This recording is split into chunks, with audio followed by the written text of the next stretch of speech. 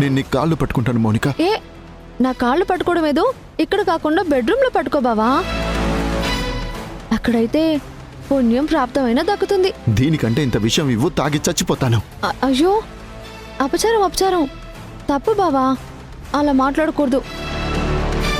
కొత్తగా పెళ్ళైన దంపతులు నిండు నూరేళ్లు సంతోషంగా ఉండాలని కోరుకోవాలి, కానీ మధ్యలో విషయం తాగుతాను ఊరేసుకుంటానని మాట్లాడకూడదు. ఒక పని చేద్దామా, ఇంట్లో మంచి స్కాచ్ బాటిల్స్ ఉన్నాయి, చెరువు 2 పెగ్గులు వేద్దామా? మత్తొస్తుంది. ఆ మత్తులో నువ్వు నేను మసక మసక చీకటిలో మల్లె తోటవే అని పాట పాడుకుంటే ఎలా ఉంటుంది బావా? ప్లీజ్ మౌనిక, నిన్ను వేడుకుంటున్నాను, నన్ను వదిలిపెట్టు. నిన్ను వదిలిపెట్టాలా? అయితే నాతో పాటు రా బావా. రా రా బావా. మౌనిక,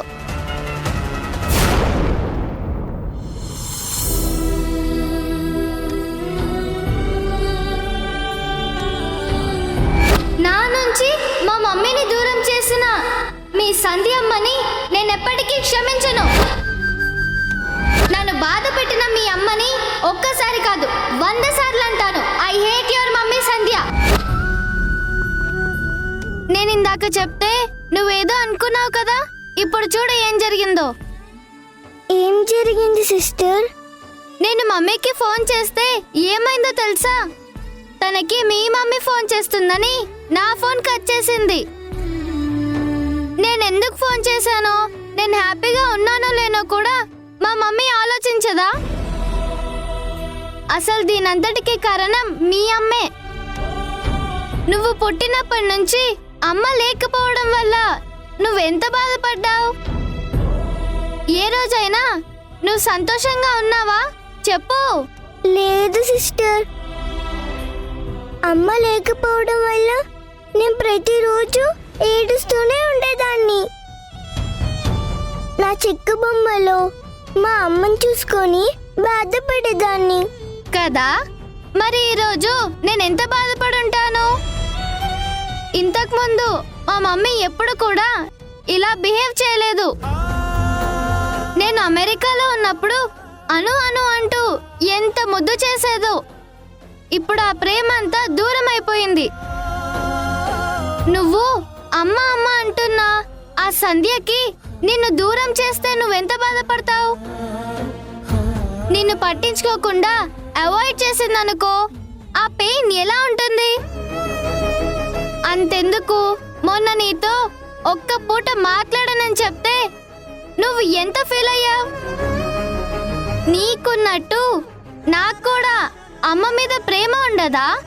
ఆగు సిస్టర్, మా అమ్మ మీ అమ్మ ఏదో హడావిలో ఉన్నట్టున్నారు. కావాలంటే ఒకసారి నేను మాట్లాడుతాను. వద్దు, నువ్వేం మాట్లాడొద్దు. తల్లి ఎంత హడావిడిలో ఉన్నా కూతురు కంటే ఎక్కువ. నువ్వు వచ్చిన దగ్గర నుంచి మీ అమ్మ నిర్లక్ష్యం చేసిందా? మరి మా అమ్మ ఎందుకు నిర్లక్ష్యం చేస్తుంది? ఇదంతా మీ అమ్మ వల్ల, మీ అమ్మతో ఫ్రెండ్షిప్ చేయడం వల్ల. 2 రోజుల్లో వెళ్ళిపోతాను కదా, అప్పటి వరకు భరిస్తానులే. మా మమ్మీ మీ మమ్మీతో ఫ్రెండ్షిప్ చేయడం వల్లే ఇన్ని కష్టాలు వచ్చాయి నాకు. నేను మా మమ్మీని చాలా మిస్ అవుతున్నాను. నాకు మా మమ్మీతో మాట్లాడాలనిపిస్తుంది, తనని చూడాలనిపిస్తుంది. కానీ ఏం చేస్తాం, మా మమ్మీ ఒక్క నిమిషం కూడా నాకు టైం ఇవ్వట్లేదు.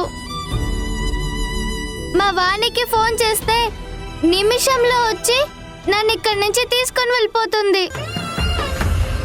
కానీ ఇన్ని రోజులు భరించిన దాన్ని ఇంకా 2 రోజులు భరించలేనా? భరిస్తానులే. నీకు కూడా నాలాగే మీ అమ్మ అంటే ప్రాణం కదా. మీ సంధ్య అమ్మ నీ నుంచి దూరం అయితే అప్పుడు నేను పడుతున్న బాధ నీకు అర్థమవుతుంది.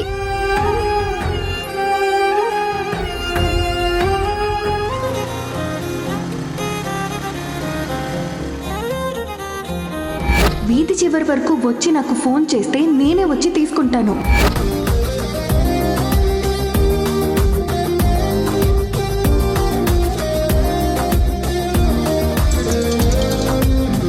విజయ్, నేను మీ వీధి చివర్లో ఉన్నానండి.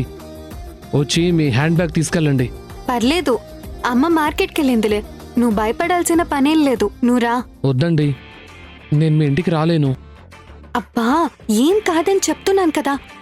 మా అమ్మ లేదు, నువ్వే వచ్చి కాస్త ఇచ్చేసి వెళ్ళు. కాదండి, మీ ఇంటికి రావాలంటేనే నాకు భయం వేస్తోంది. మీ అమ్మ కొట్టిన దెబ్బలన్నీ గుర్తుకొస్తున్నాయి. మా అమ్మ లేదని చెప్తున్నాను కదా. త్వరగా రా, నా బ్యాగ్ ఇచ్చేసి వెళ్ళు. సరే.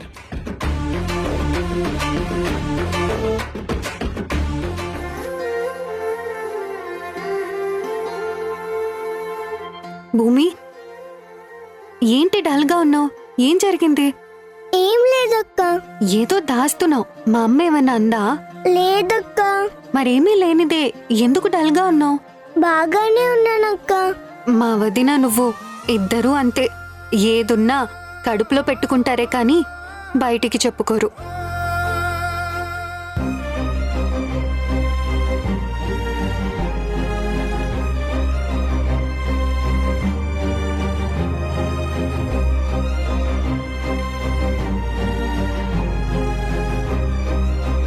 సంధ్య,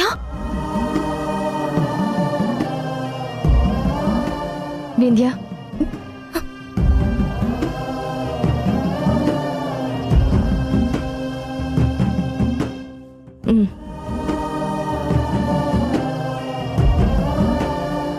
సంధ్య, నాకు భయం వేస్తుంది. మౌనిక వాళ్ళు కేసు విత్డ్రా చేసుకుంటానని రాజేష్ని తీసుకువెళ్ళడం ఏంటి? ఆయన ఫోన్ మాత్రమే మౌనిక వాళ్ళ ఇంట్లో ఉండడం ఏంటి? నాకంత అయోమయంగా ఉంది. అసలు ఆయన ఎక్కడికి వెళ్ళుంటారు? అత్తయ్యకైనా నాకైనా పలానా చోట ఉన్నాను, నేను వస్తున్నాను అని ఫోన్ చేయాలి కదా. 10 నిమిషాల్లో వస్తానని చెప్పి చూడు మమ్మల్ని ఎంత బాధ పెడుతున్నారో.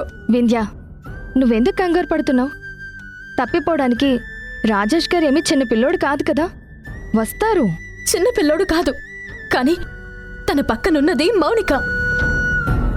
ఎంత ఆలోచించినా నాకు అర్థం కావడం లేదు. అసలైనా మౌనిక పెళ్లి విషయంలో ఇన్వాల్వ్ అవ్వడం ఏంటి? దాని గురించి వివరంగా చెప్పండి అంటే లాక్ అయిపోయాను అన్నారే గాని అసలు ఏది నాకు క్లారిటీగా చెప్పట్లేదు. ఆయన ఆల్రెడీ గిల్టీగా ఫీల్ అవుతున్నారని మౌనిక విషయంలో నేను ఒత్తిడి చేయలేదు. కానీ చూడు, అది ఏకంగా పోలీసుల్ని ఇంటికి తీసుకొచ్చి ఆయన్ని తీసుకెళ్లిపోయింది. నాకంత అయోమయంగా ఉంది. నేనున్నాను కదా వింధ్య, నువ్వేం టెన్షన్ పడకు. సంధ్య, ఏమైందమ్మా? రాజేష్ గురించి ఏమైనా తెలిసిందా? లేదత్తయ్య, రాధిక ఇంట్లో రాజేష్ గారి ఫోన్ మాత్రమే ఉంది, కానీ రాజేష్ గారు ఎక్కడున్నారో ఇంకా తెలియలేదు. ఆఫీస్కి ఫోన్ చేస్తే అక్కడ కూడా రాలేదని చెప్పారు. అసలు ఎందుకు వీడేలా చేస్తున్నాడు? మళ్ళీ కొత్త సమస్యలేమైనా తెచ్చుకుంటాడేమో. మళ్ళీ వింధ్య రాజేష్ల మధ్య గొడవలేమైనా వస్తాయేమోనని నాకసలు చాలా భయంగా ఉందమ్మా. అలాంటిదేమీ ఉండదత్తయ్య. గతంలో ఏదో పొరపాటు జరిగింది, కానీ మళ్ళీ అలాంటి పరిస్థితి రాదులేండి. అత్తయ్య, మా మధ్య భేదాభిప్రాయాలు వస్తాయేమోనని మీరు ఆలోచిస్తున్నారు. మీరు మనశ్శాంతిగా ఉండలేకపోతున్నారని మీ గురించి నేను ఎక్కువగా ఆలోచిస్తున్నాను. మీరు అనుకున్నట్టు అలాంటి పరిస్థితి రానివ్వను. కానీ ఆయన మౌనిక ట్రాప్లో పడి ఎక్కడ లాక్ అయిపోయారో ఏంటో, మళ్ళీ తిరిగి వస్తారో లేదో అని నాకు చాలా భయంగా ఉంది. ఎందుకే అంతదాకా ఆలోచిస్తావు? రాజేష్ గారు తప్పకుండా వస్తారు. మౌనికతో పాటు ఇంటికి వెళ్ళిన వ్యక్తి అక్కడ ఫోన్ మర్చిపోయి ఉంటారు. అంతదానికి ఎందుకంత టెన్షన్ పడతావు? ఆయన మర్చిపోయినా ఇంటికే కదా రావాలి. వాళ్ళ ఫ్రెండ్స్ కి ఫోన్ చేస్తే ఇన్ఫర్మేషన్ లేదు, ఆఫీస్ కి ఫోన్ చేస్తే ఆఫీస్ కి రాలేదన్నారు. మౌనిక ఇంట్లో కూడా లేరు, కానీ ఇదిగో ఈ ఫోన్ మాత్రమే ఉంది. నాకంత అయోమయంగా ఉంది. సరే, నువ్వేం కంగారు పడకు. ఈరోజు రాత్రి వరకు వెయిట్ చేద్దాం. ముందు నువ్వు ఆ ఫోన్ ఆన్లో పెట్టు.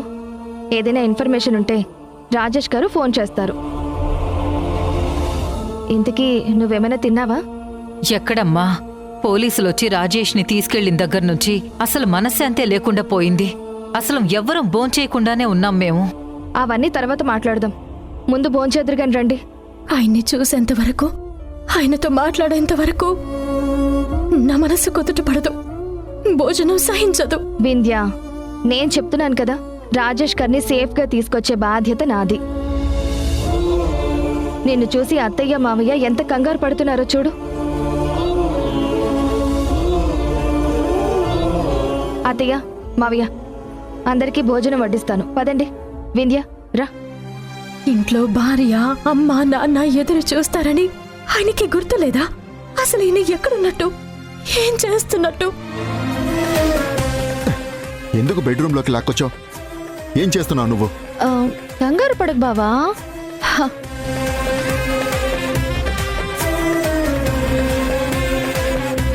హాయ్, నా పేరు మౌనిక. నా ఏజ్ 28 years. రీసెంట్గానే నాకు పెళ్ళయింది. ఇది నా భర్త కట్టిన తాళి. ఏం మౌనిక, వీడియో తీస్తున్నావేంటి? అబ్బా ఉండు బావా, రికార్డ్ అవుతుంది. చూడండి, ఈయనే నా భర్త. హే, పిచ్చి పట్టిందా నీకు? తీసాయి. ఉండు బావా. మా బావకి కాస్త మొహమాటం ఎక్కువ అండి, కానీ మా బావంటే నాకు ప్రాణం. నా 5th క్లాస్లో అనుకుంటా మొదటిసారి నేను థియేటర్లోకి వెళ్ళి చిరంజీవి సినిమా చూస్తుంటే ఆ చిరంజీవిలో మా బావనే ఊహించుకున్నాను. ఆ తర్వాత పవన్ కళ్యాణ్ సినిమా చూశాను. పవన్ కళ్యాణ్లో కూడా మా బావనే ఊహించుకున్నాను. ఆ తర్వాత మహేష్ బాబులో కూడా మా బావనే ఊహించుకున్నాను. అంతెందుకు, ఆ తర్వాత వచ్చిన అల్లు అర్జున్, జూనియర్ ఎన్టీఆర్ అందరిలో కూడా నాకు మా బావే కనిపించాడు. అలాంటి బావని నేను పెళ్లి చేసుకుని ఎంత ఆనందంగా ఉండాలి, కానీ నేను ఆనందంగా లేను. నా పక్కన నించోడానికి మా బావ అసహించుకుంటున్నాడు. వీడియోలో చూపించడానికి పోతే దూరంగా జరిగిపోతున్నాడు. నా మెడలో తాళుంది, పక్కన బావ కూడా ఉన్నాడు, కానీ నాతో కాపురం చేయనంటున్నాడు. నేను ఆయన్ని ఆస్తులు అంతస్తులు ఏది అడగలేదు. ఒక్క కొడుకునో కూతుర్నో ఇస్తే చాలు అనుకున్నాను. ఆయన ప్రతిరూపం నా కడుపులో పడితే చాలు అనుకున్నాను. ఇంతగా ప్రేమించే నేను మా బావ నాకు దక్కాడని ఆనందపడాలో లేక బావ దూరం అయిపోతున్నాడని బాధపడాలో అర్థం కావడం లేదు. అందుకే బావ నా నుంచి దూరం అయిపోతాడన్న బాధలో నేను సూసైడ్ చేసుకుంటున్నాను. నా చావుకి కారణం నా మెడలో తాళి కట్టిన మా బావ రాజేష్. నా ప్రేమ నన్ను చంపేస్తుంది. ప్రేమించాడు, మెడలో 3 ముళ్ళు కూడా వేశాడు, ఇప్పుడు వదిలేశాడు. నాలాగా ఏ ఆడపిల్ల పెళ్లి చేసుకుని ఇలా మోసపోకూడదు. Good bye. మళ్ళీ వచ్చే జన్మలో కలుస్తాను. నాకు న్యాయం చేయడానికి మీ అందరి సపోర్ట్ ఉండాలని కోరుకుంటున్నాను. మీ మౌనిక. హే, ఏంటి పిచ్చి పట్టిందా? ఇలా ఇవ్వు, ఫోన్ ఇవ్వు, ఫోన్ ఇవ్వు. డిలీట్ చేసేది ఫోన్. రికార్డ్ చేసింది డిలీట్ చేయడానికి కాదు. హే, పిచ్చి పిచ్చి వేషాలు వేస్తే చెంప పగలు కొడతాను. ఫోన్ ఇవ్వు. ఉండు బావా, ఫోన్ ఇవ్వు. ఒక నిమిషం తీసుకో. హే, ఓపెన్ చెయ్యి. హే, ఓపెన్ చెయ్యి. బావా, ఆల్రెడీ నేను దాన్ని క్లౌడ్లో స్టోర్ చేశాను, మెయిల్ కూడా పంపించాను. ఆ వీడియో నాకు చాలా ఇంపార్టెంట్, అలాగే ఉండిపోతుంది. హే, ఎందుకు ఇలా చేస్తున్నావు మౌనిక? నా మీద ప్రేమ ఉంది అంటావు, ఇష్టం ఉంది అంటావు. ఇలా నన్ను బాధ పెట్టడమేనా ఇష్టం అంటే? మరీ సాడిస్టులా ఉన్నావేంటి? అవును, నేను సాడిస్టునే. నాది నాకు దక్కకపోతే నేను సాడిస్టునే. నువ్వు నా వైపు చూడవు, కానీ చూసేలాగా చేసుకున్నాను. నువ్వు నాతో మాట్లాడవు, కానీ మాట్లాడేలాగా చేసుకున్నాను. నువ్వు మా ఇంటికి రావు, కానీ వచ్చేలాగా చేసుకున్నాను. చూడు, నిన్ను మోసం చేసి బ్లాక్మెయిల్ చేసి పెళ్లి చేసుకున్న తర్వాత ఎన్నిసార్లు నాతో మాట్లాడావు? నీ ఇంట్లో ఉన్నప్పుడు ఎప్పుడైనా నేను ఎదురుపడితే నువ్వు నా మొహం అన్నా చూసేవాడివా? తల తిప్పుకొని వెళ్ళిపోయేవాడివి. నీ చూపులు నా మీద పడటం కోసం ఎంత అందంగా రెడీ అయ్యేదాన్నో. అయినా ఒక్కరోజైనా బెండ్ అయ్యావా? ఈ జీవితం నీది బావా, ఈ అందం నీది. నువ్వు నా మనసులో లేవు, నా గుండెల్లో ఉన్నావు, నా నరాల్లో ఉన్నావు బావా. నువ్వంటే నాకు ప్రాణం. ఆడపిల్లలు దక్కకపోతే మగాళ్ళు దేవదాసులు మజనులు అయిపోతారని చరిత్రలో చదువుకున్నాం. కానీ అదే మగాడికి ఒక ఆడది ప్రేమిస్తే నాలాగా పిచ్చిదైపోతుంది బావా. ఒకరిని ప్రేమించి మరొకరిని పెళ్లి చేసుకుని జీవితాన్ని గడిపే రకం కాదు బావా. ఇందాక నువ్వు అన్నావే ఇంత విషమిచ్చి చంపు అని. చస్తే ఇద్దరం చద్దాం, బ్రతికితే కూడా ఇద్దరం బతుకుదాం. ఇంతగా నీకోసం చావడానికైనా సిద్ధపడేదాన్ని. నేనుంటే ఎక్కడో పల్లెటూరు దాన్ని తీసుకొచ్చి పెళ్లి చేసుకున్నావు. అది మాయ చేసిందో మంత్రం వేసిందో కానీ వింధ్య అని పడి చేస్తున్నావు. నేను వేసుకునే ప్రతి డ్రెస్సు నీకు నచ్చిన రంగులోనే ఉంటుంది. అంతెందుకు, నేను తినే తిండి కూడా నీకు నచ్చిందే తింటాను. పబ్బుకి వెళ్ళను, ఫ్రెండ్స్ లేరు. అయినా సరే నేను మందు అలవాటు చేసుకున్నాను. ఎందుకో తెలుసా? నువ్వు ఒకప్పుడు మందు తాగేవాడివి కాబట్టి. నా బావకి నచ్చిన మందు నాకు కూడా నచ్చాలని నేను తాగాను. నీకోసం మందేంటి బావా, విషమైనా తాగుతాను. నాకు నువ్వు కావాలి. ఏం చేయమంటావు? ఉన్నప్పుడే సాధించుకోవాలి కదా. అందుకే నిన్ను మోసం చేసి నా మెడలో ఈ తాళి కట్టించుకున్నాను.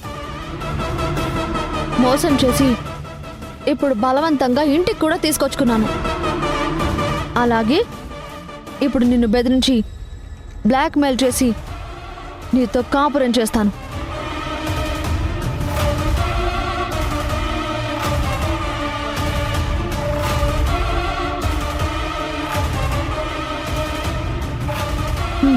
ఇవిగో బావా కొత్త బట్టలు. ఈరోజే మన మొదటి రాత్రి జరిగిపోవాలి. ఇప్పుడు నువ్వు కాదు కూడదు అని ఏ మాత్రం తెరకాసు పెట్టినా నా ఫోన్లో ఉన్న వీడియోస్ అన్ని సోషల్ మీడియా ప్లాట్ఫామ్లో అప్లోడ్ చేస్తాను. ఇన్నాళ్ళు ఈ విషయం నీ భార్యకి మీ అమ్మకి తెలియకూడదు అన్నావు కదా. వాళ్ళకే కాదు, ప్రపంచం మొత్తం తెలుస్తుంది. నా మాట విని కళ్ళు మూసుకుని కాపురం చేస్తావా, లేక కాదని నా చావుకి కారణమై జీవితాంతం జైల్లో ఉంటావా? ఆలోచించుకో. నువ్వు ఈ డ్రెస్ మార్చుకొని త్వరగా వచ్చేయి. నేను పాల గ్లాస్తో రూమ్లో వెయిట్ చేస్తూ ఉంటాను. వెళ్ళు బావా.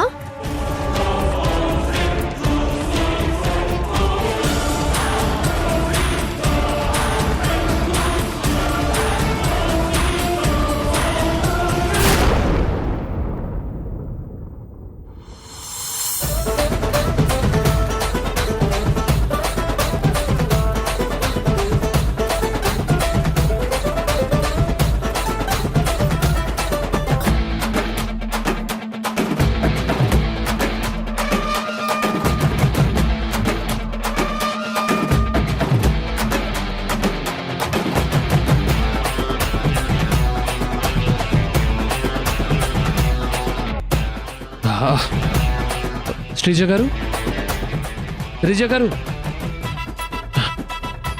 హాయ్, ఇదిగో బ్యాగ్.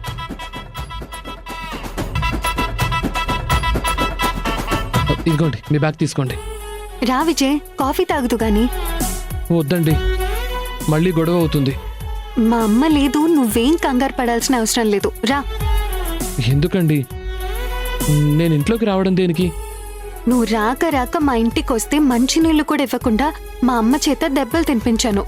ఆ గిల్టీ ఫీలింగ్ నాకు ఇంకా ఉంది. కాఫీ తాగైనా వెళ్దు. రా. అమ్మో, కాఫీయా? వద్దండి. మా అమ్మ మార్కెట్కి వెళ్ళిందని చెప్తున్నాను కదా. తను వచ్చేటప్పటికి ఇంకా గంట పడుతుంది. రా విజయ్. సరే రా.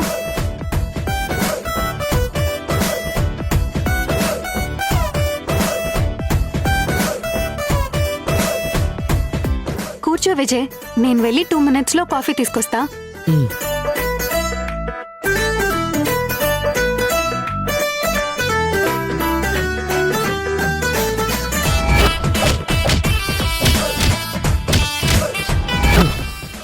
బాబోయ్, నాకు ఇంట్లో అడుగు పెట్టగానే వాళ్ళ అమ్మే గుర్తుకొస్తోంది. ఆవిడ కొట్టిన దెబ్బలే గుర్తుకొస్తున్నాయి. త్వరగా ఇక్కడి నుంచి వెళ్ళిపోతే బెటర్.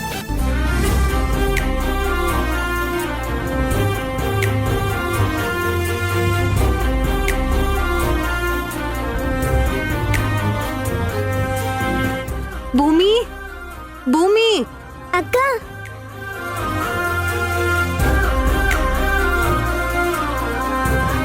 ఏంటక్క? ఇదిగో ఈ బిస్కెట్స్ తీసుకెళ్ళి అక్కడ కూర్చున్నాడే అన్నయ్య ఆయనకివ్వు. అలాగే అక్క.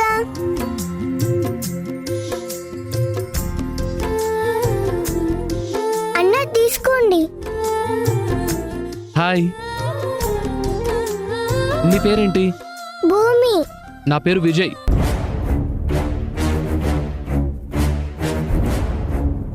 ఎందుకన్నా భయపడుతున్నావు? రీజ వాళ్ళ ముందే ఆవిడ్ని చూస్తుంటే నాకు సినిమాలో తెలంగాణ శకుంతల్లాగా కనిపిస్తోంది. 2 సార్లు కొట్టింది, మళ్ళీ కొడుతుందేమో అని భయం వేస్తోంది. మా నాన్నమ్మ లేదు కదా, అయినా ఏ తప్పు చేయకుండా మా నాన్నమ్మ ఎందుకు కొడుతుంది? నా టైం బ్యాడ్. ఇప్పుడు నేనేదో రీజ హ్యాండ్ బ్యాగ్ మర్చిపోతే ఇచ్చి వెళ్దామని వచ్చాను. ఇచ్చేసి బయట నుంచి బయటకే వెళ్దాం అనుకుంటే రీజ నన్ను లోపలికి తీసుకొచ్చి కాఫీ అని కూర్చోబెట్టింది. నాన్నమ్మ మార్కెట్కి వెళ్ళింది, పొట్లో ఏమి రాదు. నువ్వేం భయపడకన్నా, ఈ బిస్కెట్స్ తిను. మ్మ్.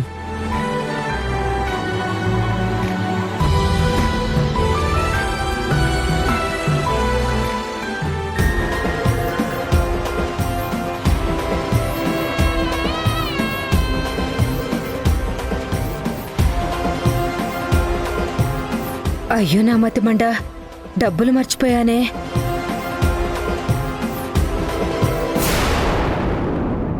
రాజేష్ గారు మౌనిక విషయంలో ఎక్కడ లాక్ అయి ఉంటారు? రాజేష్ గారి వైపు నుంచి కూడా ఏదో పొరపాటు ఉందేమో అని అనిపిస్తుంది. ఇప్పుడు నేను చెప్పినట్టు వినకపోతే పోలీసులు ఇన్వాల్వ్ అవుతారు. లేదంటే నేను తీసిన వీడియోని అప్లోడ్ చేసేస్తాను. వింధ్యకి అన్యాయం జరిగితే నా ప్రాణం పోయినా ఊరుకోను. రాజేష్ గారు మౌనిక వల్ల ఏ సమస్యల్లో చిక్కుకున్నా నేను కాపాడుతాను.